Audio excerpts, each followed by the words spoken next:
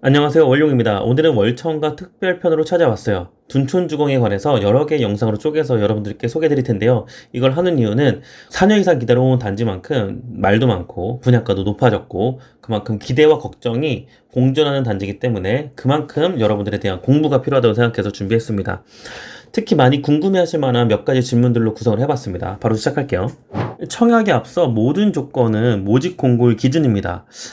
대표적으로 서울 거주 요건이 있는데 투기 과열지구인 서울은 현재 2년 거주 요건이 있어요. 예를 들어 2022년 11월 25일 모집 공고가 떴다라고 하면 이보다 먼저 2년 더 앞서서부터 살았어야 됩니다. 보통은 2020년 이렇게 11월 25일 이전 25일 기준에서 2년 전인 2020년 11월 25일 이전부터 2년 이상 거주 하셔야 되는 분들만 1순위 청약 요건이 되는 거죠. 또 하나는 뭐죠? 지역별 예치금입니다. 이번 둔촌주공은 조합원들이 다 85제곱 초과의 중대형을 가져갔기 때문에 85제곱 이하에 청약하려면 조건이 총 3가지여야 되죠. 일단 세대주여야 되고요. 두 번째는 통장 가입이 2년 이상 돼야 됩니다. 이것은 거주 요건하고 동일하기 때문에 그 날짜를 잘 맞추시면 되는 거고, 마지막 세 번째 중요한데 예치금입니다. 서울에서 전용 면적 85제곱 이하로 청약하려면 300만 원 예치금 두셔야 돼요. 이게 모집 공고일 기준이기 때문에 11월 25일 모집 공고 나온다고 하면 포함해서 은행 영업일 시간에 맞춰서 그 전까지는 꼭 예치금을 두어야 됩니다. 제가 오늘 한 분을 만났는데 가입할 때 2만 원을 넣으셨대요. 그러면 1순위 조건, 나머지는 다 됐고, 통장을 2년 이상 가입했다고 하셨을 때 300만원을 채우려면 2만원 플러스 한 번에 298만원을 넣어도 1순위 조건 최저 예치금에 충족이 될 수 있다는 얘기입니다. 만약에 지금 영상을 보고 있는 이 시점에 모집 공고를 포함해서 이전에 확인했다고 하시면 꼭 전입도, 세대주 요건도, 청약통장 납입 예치금까지도 체크하시길 바랍니다. 또 하나 꼭 살펴볼 점인데요. 59제곱에 특별 공급이 없다. 예, 없습니다. 왜냐하면 59제곱 약 25평형에 3,829만원을 곱하면 약 9억 5,700만원 정도가 됩니다. 이 9억이 넘는 것은 2018년도 5월달부터 적용된 청약제도에 대한 개편 내용인데요. 특별공급이 분양가 9억 넘었을 때는 아예 삭제가 됩니다. 특별공급이 없다는 얘기예요. 그러면 59제곱은 물론 84제곱까지 특별공급이 없다는 얘기인 거죠. 그러니까 예정되어 있는 일반 분양 모집 공고가 나오기 전에 여러분들께 말씀드리고 있는 거기 때문에 소폭 변화는 있을 수 있습니다. 59제곱의 약 1500세대와 84제곱의 1200세대 모두 일반 공급으로만 풀린다 라는 얘기. 그러면 49제곱 22평형, 39제곱 18평형은 얼마의 분양가가 되냐? 마찬가지로 22평 곱하기 3829를 하잖아요. 그러면 약 8억 4,200만원이 나옵니다.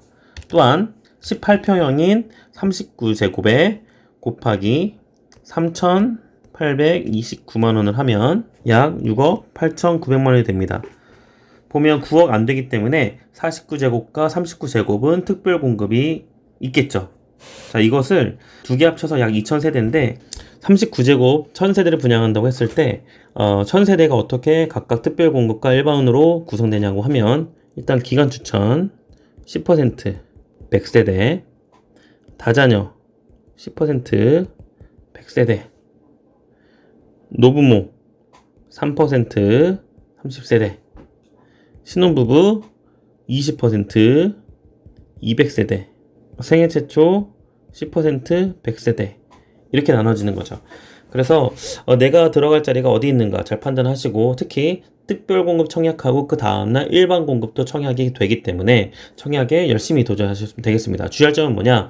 특별공급의 예비 당첨이나 당첨이 되면 일반 공급은 자동 취소된다는 점 꼭 유념하시기 바랍니다. 그 다음 중도금대출을 최대 12억까지 늘려준다고 했잖아요. 게다가 투기과열지구도 12월 1일부터는 조기 시행하면서 제한 없이 50%까지 해준다고 하는데, 최근에 이런 기사가 있습니다. 6억까지 대출 안 해준다면서, 허그 보증 때문에. 도대체 이게 무슨 말이냐? 허그에서 11월 17일 목요일에 원래 분양가가 9억 넘어가는 것은 분양권 중도금 대출 보증을 안 해준다고 했는데, 이것을 현실성 있게 12억 원까지 상향 조정한다고 해요. 그러니까 12억 곱하기 LTV 50% 하면 6억인데 이 6억에 보증한도 걸린다는 얘기입니다. 그런데 이 기사를 쓴 분이 반만 알고 반은 모르고 계신 것 같아요. 그 이유가 뭐냐면 이 5억이란 금액은 액면가 그대로 5억이 아니라 2018년도 1월 2일 날 보도자료를 보면 대출 금액에 대한 보증 비율이 90%에서 80%로 줄었고 이때 5억으로 한도도 준 겁니다. 즉 건설사에서 분양을 했는데 일반 분양자가 대출을 받고 근데 안타깝게도 이 건설사가 부도가 났어요. 그러면 중도대출 받은 빚은 고스란히 수분양자한테 떠안게 되는데 이것을 대신해서 갚아주는 기관이 허그라는 겁니다. 주택도시보증공사. 그런데 전부 다 이 돈을 갚아주지 않고 80%만 갚아준다는 겁니다. 간단한 1차 방정식을 하면 X 곱하기 80%의 금액이 5억이라는 거예요. 그러면 이 X를 구하려면 어떻게 해야 돼요? 네, 5억 나누기 80%를 하면 X가 나옵니다. 여러분 해보세요. 그럼 얼마 나올까? 6억 2,500만 원이 나옵니다. 그래서 액면가 5억이 아니라 12억에 분양 나오는 아파트도 12억 곱하기 50% 최대 금액 6억은 6억 2,500보다 더 낮은 금액이기 때문에 충분히 대출 보증이 나온다는 얘기로 해석하면 되겠습니다. 마지막 질문입니다. 3인 가족, 4인 가족 정도는 돼야 당첨될 수 있는 단지가 아니냐라고 반문도 하시는데 그것도 맞지만 실제로는 무주택 청년들에게도 기회가 있다고 봐요.